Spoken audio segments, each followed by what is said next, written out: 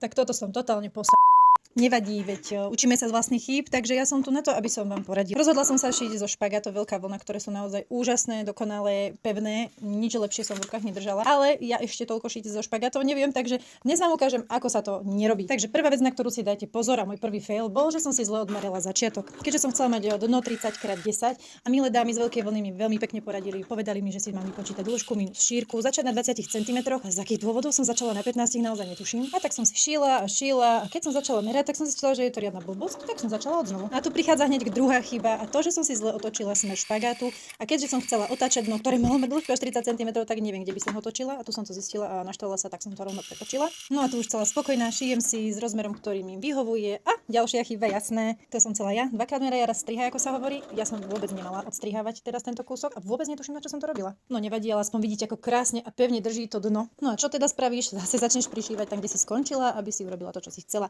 Totiž to ja som už mala začať robiť steny tejto kabelky, ktorú som myslela, že zvládnem, ale vôbec sa mi nedarilo urobiť takú rovnú časť tej bočnice, takže mi to stále išlo do šikminy. Vytvorila som z toho úplne inú kabelku, ktorú som síce tiež chcela robiť v budúcnosti.